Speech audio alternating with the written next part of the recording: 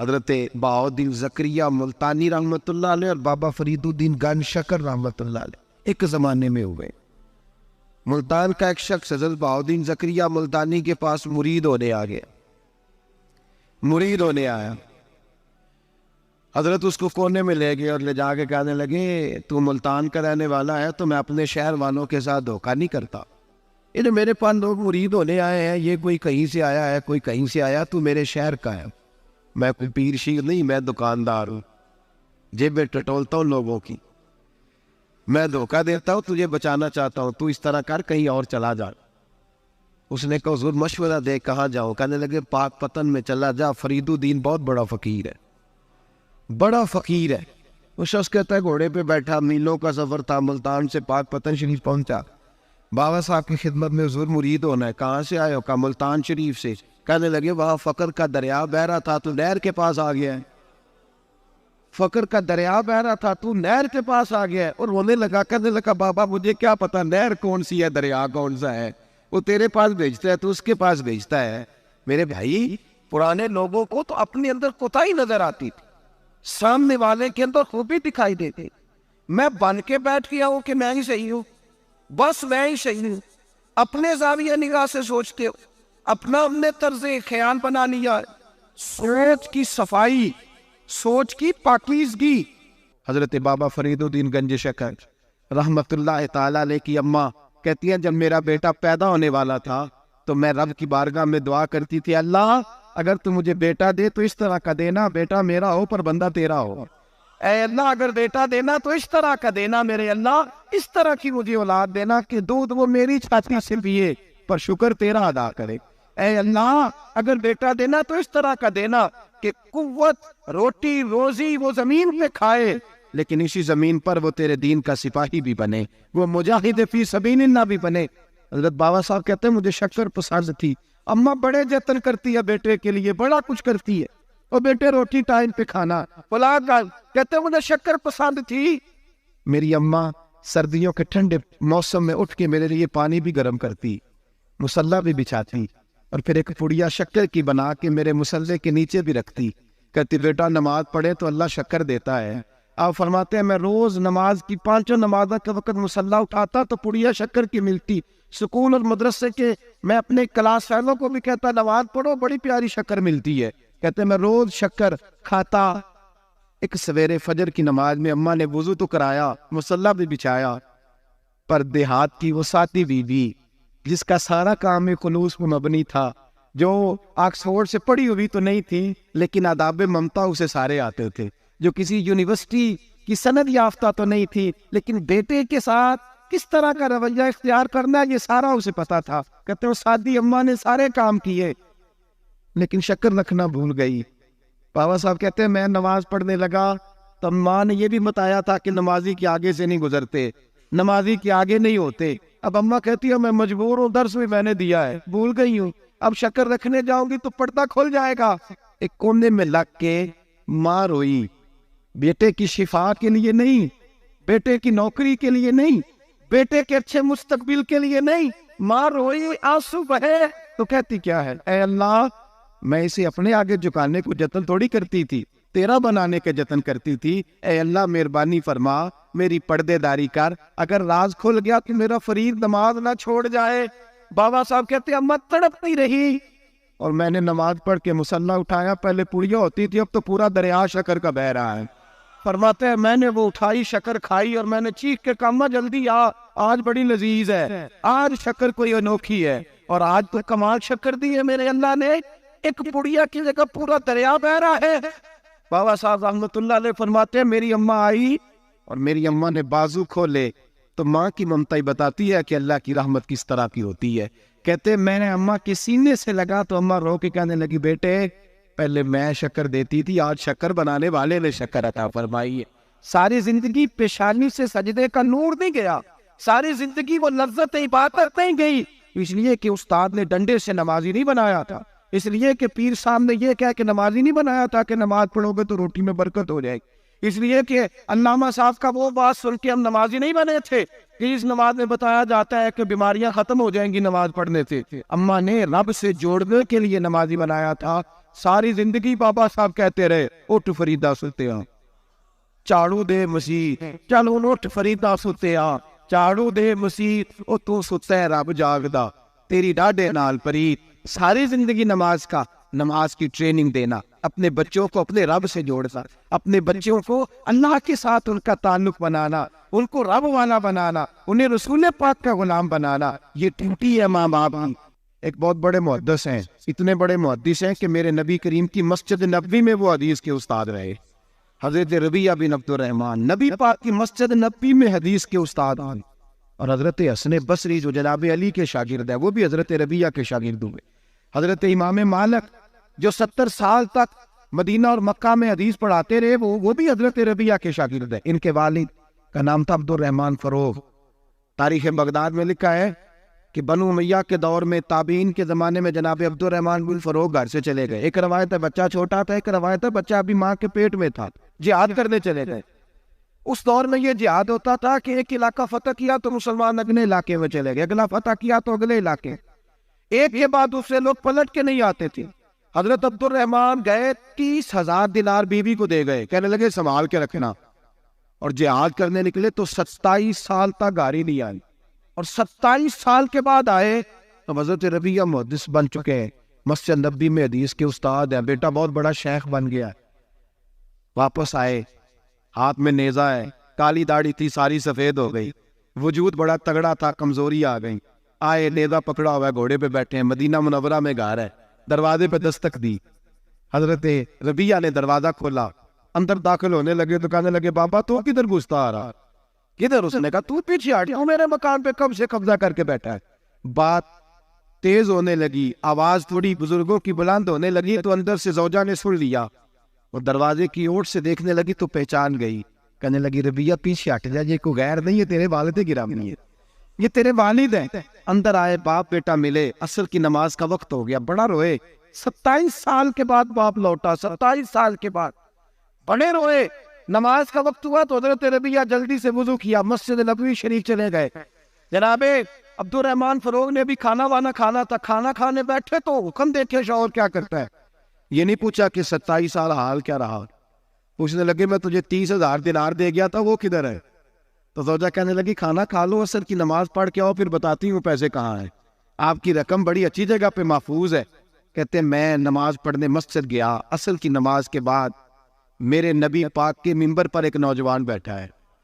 گھر میں تو ان کا انداز ٹوپی پہننے کا تھا نا, سادے عام لباس میں, مسجد نبی میں جبہ پہنا ہے, سر پہ امامہ ہے, خوبصورت لب و لہجے میں رسول اللہ کے منبر پر بیٹھ کر, نبی پاک کے منبر پر بیٹھ کر, پتہ نہیں آپ کو اس بات کی لذت نصیب ہو رہی ہے کہ نہیں, عام جگہ نہیں, نبی پاک کے حضور کے منبر پر بیٹھ کر نبی پاک کی حدیثیں سنا رہے ہیں. اتنا بڑا مقدر. کہتے حضرت امام مالک جیسے لوگ, خواجہ حسن بصری جیسے لوگ کاغذ قلم لے کے حدیثوں کی سماعت کر رہے ہیں, ان سے درس لے رہے. جناب عبد الرحمن کہتے ہیں میری نظر اٹھی, کچھ بوڑھا ہو گیا تھا, کچھ اس وقت وہ ٹوپی میں سادے لباس میں تھے, پہچان نہ پایا. ایک شخص سے پوچھا یار ہے تو جوان پر اس کے چہرے کی نورانیت میرے دل کو بھا گئی ہے تو جوان پر اس کا حدیثیں بیان کرنے کا انداز میری طبیعت کو گھائل کر گیا. یہ کون ہے جو نبی پاک کی مسجد میں بیٹھ کے حدیثیں بیان کر رہا ہے؟ تو کہتے امام مالک کہنے لگے بابا جی چپ کر جاؤ, ہمارے استاد کے بارے میں اونچے لب و لہجے میں بات نہ کرنا, دیکھتے نہیں کتنے کتنے لوگ بیٹھے ہوئے خاموشی سے. تو میں نے کہا مجھے بھی تو بتا دو نا ہے کون. تو کہنے لگے کوئی عبد الرحمن فروغ نام کے بزرگ ہے, یہ ان کے بیٹے ہیں, ربیعہ نام ہے. کہتے ہیں جب لفظ کہے تو میرے آنسو چھلک کے باہر آئے اور میں حضور کی مسجد میں گر گیا اور رونے لگا کہ یہاں اور میرے رسول پاک سید عالم صلی اللہ علیہ وسلم کے منبر پر اور میرا بیٹا. کہتے میں تڑپ کے گھر گیا اور گھر جا کے میں نے اپنی بیوی کو جب دیکھا تو میرے آنسو نکل گئے. میری بیوی سمجھ گئی کہ یہ میرے محدث بیٹے کو دیکھ آیا ہے. کہتے ہیں بیوی رو کے کہنے لگی میں نے آپ کے 30,000 دینار آپ کے بیٹے کو مصطفیٰ کریم کی حدیث کا استاد بنانے میں خرچ کرتا ہے. میں نے وہ 30,000 دینار خرچ کر دی ہیں, 30,000 دینار آپ کا بیٹا میں نے. تو کہتے ہیں میں اپنی بیوی کی طرف دیکھنے لگا, میں نے کہا قربان جاؤں, میں اگر اللہ کے دین کے راستے میں تھا تو نے میرے ساتھ نیکی کی ہے, میرا بیٹا بھی دین کے راستے پہ لگا دیا. میرے بھائی, دنیا میں وہ بندہ اچھا نہیں ہوتا جو صرف اکیلا اچھا ہوتا ہے. اچھا وہ بندہ ہوتا ہے جس کا معاشرہ اچھا ہوتا ہے. اچھا وہ بندہ ہوتا ہے جس کا خاندان اچھا ہوتا ہے. اچھا وہ بندہ ہوتا ہے جس کا حلقہ احباب اچھا ہوتا ہے. وہ اکیلا اچھا بن کے بیٹھ کر صرف میں صحیح ہوں اور کوئی بھی نہیں. تو کس طرح صحیح ہو گیا؟ تو اوپر سے گرا ہے. تو کس طرح ٹھیک؟ تیرا نہ باپ ٹھیک معاذ اللہ, نہ تیرا خاندان ٹھیک, نہ معاشرہ ٹھیک, نہ دوست ٹھیک, نہ پیر ٹھیک, نہ استاد ٹھیک, نہ کوئی سیاستدان ٹھیک. دنیا میں جب کوئی صحیح ہے ہی نہیں تو کہاں سے آ گیا اکیلا صحیح؟ یہ کیسے ممکن؟ یہ کس طرح ہو سکتا ہے؟ یہ انا پرستی ہے, یہ نفس کا دھوکہ ہے, یہ اندر کی کوتاہی ہے جو لوگوں کو بڑا بنا دیتے ہیں, پھر اسے لوگ چھوٹے نظر آنے لگتے ہیں. یاد رکھے میرے نبی کریم سید عالم نور مجسم علیہ السلام نے خوبصورت سوچ, اچھی سوچ, پاکیزہ سوچ, صاف ستھری سوچ دی. حضرت زید بن حارثہ فرماتے ہیں طائف کے لوگوں نے میرے نبی پاک کو پتھر مارے, لہو لہان کر دیا. فرماتے وہاں کے کچھ لوگ بھی انہیں برا کہنے لگے, میں بھی برا کہنے لگا, اس لیے کہ یہ تو عرب کے کلچر کے بھی خلاف تھا. عرب معاشرے کے لوگ اپنے مہمان کے ساتھ یہ سلوک نہیں کرتے تھے, چاہے وہ کوئی بھی ہو. اور نبی پاک علیہ السلام نے تو جو دعوت دی اس میں تو حسن بھی بڑا میٹھا تھا, وہ تو لفظوں کے اندر توانائی, خوبصورتی, مٹھاس بھی بڑی تھی. تو یہ تو عرب کے رواج کے بھی خلاف تھا کہ گھر مہمان پہ پتھر مارے جائیں. انہوں نے پتھر مارے, لہو لہان کیا, میں نے بھی برا کہا, معاشرے کے لوگوں نے بھی برا کہا. اور فرمانے لگے پھر کمال ہو گیا, حضرت جبریل بھی حاضر خدمت ہوئے اور عرض کرنے لگے یا رسول اللہ صلی اللہ علیہ وسلم, رب فرماتا ہے کہ جبریل جاؤ اور میرے نبی سے جا کے اجازت لو, اگر میرے رسول اجازت دیں تو انہیں مسل کے رکھ دے, انہیں دو پہاڑوں کے درمیان انہیں مسل کے رکھ دو, مسل کے. ہمارا کسی سے اختلاف ہو جائے نا تو زور جتنا ہمارے اندر ہو ہم لگا سارا ہی لیتے ہیں. جب پتہ چل جاتا ہے نا کہ میرے تعلقات کتنے کو ہیں, پھر ہم کہتے ہیں چلو دفع کرو, میں نے کیا کہنا ہے. اصل بات پتہ کیا ہوتی ہے کہ انگور کھٹے ہاتھ نہیں پہنچتا, ورنہ اختلاف ہو جائے تو دل ہمارا کرتا ہے کہ پیس کے رکھ دے, لیکن چونکہ اتنی پہنچ نہیں ہوتی تو پھر لوگ واپس آ کے پتہ کیا کہتے ہیں, اور میں نے کہا چلو وہ تو فضول آدمی ہے, میں نے تو نہیں نا اس طرح کا بانٹ دینا. اصل بات یہ ہوتی ہے کہ انگور ہاتھ نہیں پہنچتا. اس کی یا رسول اللہ صلی اللہ علیہ وسلم, رب کریم فرماتا ہے کہ جبریل جا کے آپ اجازت لیں, اگر حضور آپ کو اجازت دے دے. علماء نے یہاں بڑا خوبصورت جملہ لکھا ہے, اگر آپ سمجھتے تھے, بڑی خوبصورت بات لکھی ہے علماء کرام. علماء کہتے ہیں اہل محبت کے لیے فکرہ ہے. علماء کہتے ہیں جو رب کافر کو سزا دینے کے لیے بھی رسول اللہ سے پوچھتا ہے, کافر کو سزا دینے کے لیے بھی کہتا ہے محبوب اگر تو کہے تو سزا دے دو, کافر کو سزا دینے کے لیے پوچھتا ہے. ہم تو رسول اللہ کے کلمہ پڑھنے والے ہیں, اور جو نبی کافر کے بارے میں کہتے ہیں یا اللہ نہیں انہیں نہیں کہنا, تو محبوب اپنے غلاموں کے بارے میں یہی کہیں گے اللہ کوئی نہیں, بھول گئے تھے, معاف فرما دے, معاف کر دے. یہ باریک نقطہ یہاں علماء نے بیان کیا, اس کو سمجھا کر. نبی کریم سید عالم صلی اللہ علیہ وسلم سے پوچھا, عرض کی یا رسول اللہ صلی اللہ علیہ وسلم, حضور رب فرماتا ہے اگر اجازت. اب سوچ کا معیار دیکھیں نبی پاک, حضور کی سوچ کی توانائی دیکھیں. صحت مند دماغ فروغ پاتا ہے اس سے جو افکار ہمیں ہمارے رسول نے دیے. بیمار ذہن لوگ یہاں تک نہیں پہنچ سکتے جن کو سارا زمانہ ہی برا لگتا ہے, فلانا بھی غلط, فلانا بھی غلط, فلانا بھی, تو جناب صحیح کون ہے؟ کہتا میں اکیلا ہی صحیح ہوں. او بھائی صحت مند سوچ نبی پاک نے فراہم کی. یا رسول اللہ اگر آپ اجازت دیں تو تباہ کر دیں, لیکن حضور کی امید دیکھیں, زاویہ نگاہ دیکھیں, سوچ کا معیار دیکھیں. میرے رسول نے فرمایا نہیں, انہیں تباہ نہیں کرنا. حضور کیوں؟ فرمایا ہو سکتا ہے ان کی نسلیں کلمہ پڑھ کے مسلمان ہو جائے, اگر تباہ ہو گئے تو نسلیں کیسی آئیں گی, اولادیں کیسی ہو. تو میں ان کی نسلوں سے بھی امید کرتا ہوں کہ میرے پیغام کو سمجھیں گی اور قریب آئے. میرے بھائی یاد رکھیں اس بات کو, سمجھ لیں نبی پاک علیہ السلام نے ہمیں صحت مند سوچ دی ہے, ہمارے افکار و نظریات کو توانائی دی ہے. ہر وقت برا سوچنا, برا گمان کرنا, اس ملک کا کچھ نہیں ہو سکتا, یہ فلاں نہیں ہو, کیوں نہیں ہو سکتا؟ اٹھ باندھ کمر کیوں ڈرتا ہے؟ تو دیکھ خدا کیا کرتا ہے, تو عمل کر اور رزلٹ اللہ تبارک و تعالیٰ پہ چھوڑ دے. سوچ صاف ستھری, نظریات پاک صاف, اچھے افکار پیدا کریں, اچھے خیالات پیدا کریں. حضرت سیدنا امام اعظم ابو حنیفہ رحمۃ اللہ تعالی علیہ کے پاس ایک شخص نے آ کے کہا فلاں آدمی زانی ہے.